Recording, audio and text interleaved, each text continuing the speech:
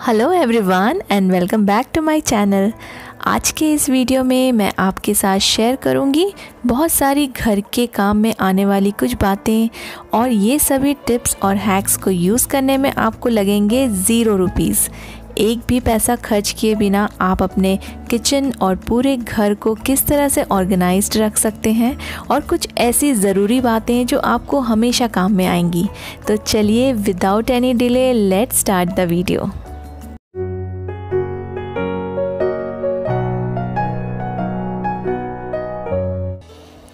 बच्चों के लिए आप हॉर्लिक्स या इस तरह के प्रोटीन मिक्स लाते होंगे, तो आप इन एम्प्टी बॉक्सेस का कैसे यूज़ करते हैं। मैं इनको कुछ इस तरह से यूटिलाइज़ करती हूँ, जैसे कि हमारे पास बहुत सारे कॉर्ड्स एंड चार्जर्स होते हैं, अलग अलग वायर्स होते हैं जिनसे हमारा घर कई बार क्लटर्ड लगने लगता है। आप इन सभी कॉर्ड्स एंड वायर्स को इन बॉक्सेस में रख के इन्हें ऑर्गेनाइज कर सकते हैं, और इस तरह से रखने से ये ख़राब भी नहीं होंगे।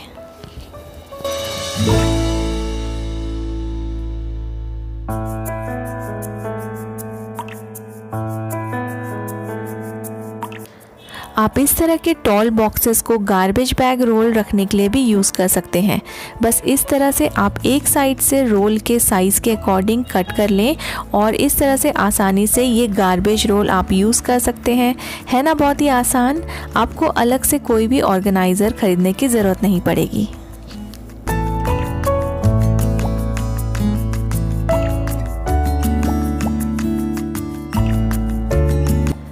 कुछ साल पहले मैंने ये मसाला बॉक्स का सेट लिया था, बट इसमें कोई भी मसाला रखने से उसमें मॉइस्चर आ जाता है और स्पाइसेस जल्दी ख़राब हो जाते हैं।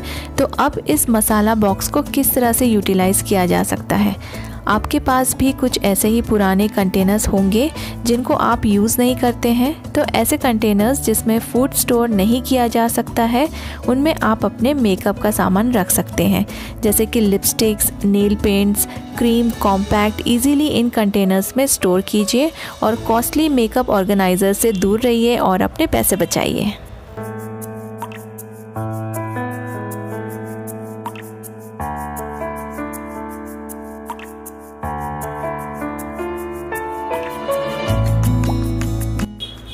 नॉर्मली इस तरह के थर्मस से कुछ स्मेल सी आती है, और कई बार सोप से वॉश करने के बाद भी नहीं जाती।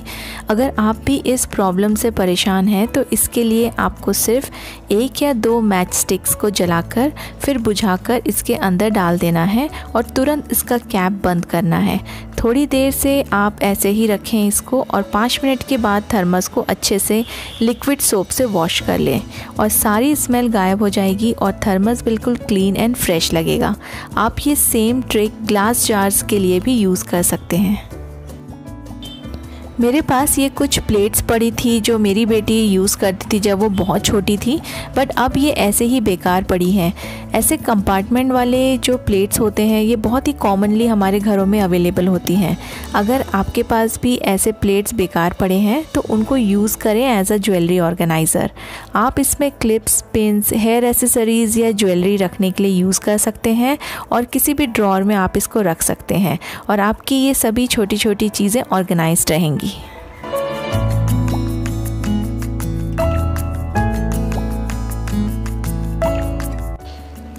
कई बार हम गुड़ को अपने घर पे स्टोर करके रखते हैं, तो बहुत जल्दी ख़राब हो जाता है, और कई बार उसमें फंगस भी लग जाता है।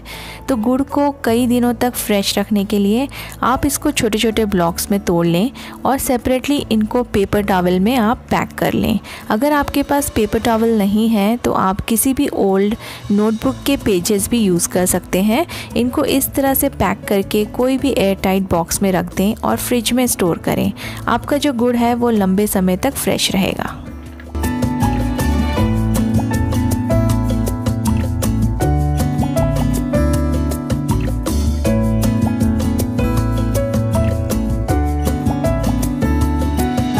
ऐसे चॉकलेट बॉक्सेस कॉमनली हमारे घरों में अवेलेबल होते हैं। अगर आपके पास भी इस तरह के चॉकलेट बॉक्सेस हैं तो आप उनको एज अ ऑर्गेनाइज़र यूज़ कर सकते हैं। इनकी क्वालिटी इतनी अच्छी नहीं होती है, इसलिए मैं इसमें फूड आइटम स्टोर करने की एडवाइस नहीं दूंगी। मैं इस बॉक्स को यूज़ करती हूँ कुछ कॉइन्स और छोटे नोट्स रखने के लिए। जैसे 1 रुपी, 5 रुपी, 10 रुपीज़ या 20 रुपीज़ के नोट्स मिसप्लेस हो जाते हैं और कॉइन्स भी यहाँ वहाँ रखने से जब भी ज़रूरत पड़े तो मिलते नहीं हैं। तो आप इस तरह से इस बॉक्स को अपने एंट्री वे पे रख सकते हैं और उसमें सारे कॉइन्स और छोटे नोट स्टोर करके रख सकते हैं।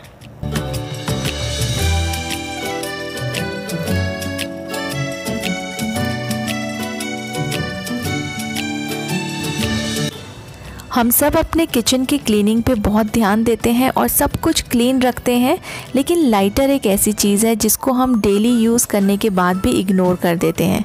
लाइटर को आप अच्छे से क्लीन रखें, जैसे आप दूसरा सामान अपने किचन में साफ़ सुथरा रखते हैं वैसे ही आप अपने लाइटर को भी क्लीन करके रखें।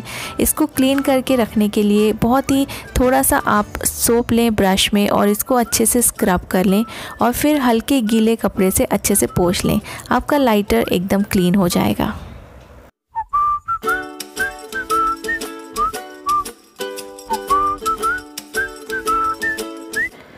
बर्तन धोने के ब्रश को जब भी मैं होल्डर पे रखती हूँ तो उसका पानी पूरा नीचे गिरता है और मेरे काउंटर पे वाटर स्टेन्स आ जाते हैं।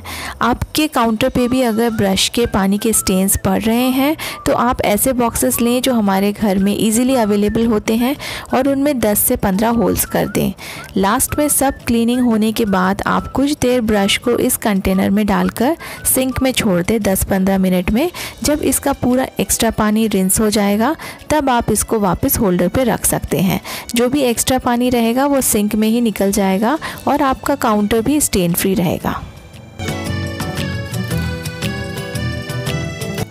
So guys, that's all for today's video. If you enjoyed watching, do press the like button, and if you are watching for the first time, consider subscribing and keep watching.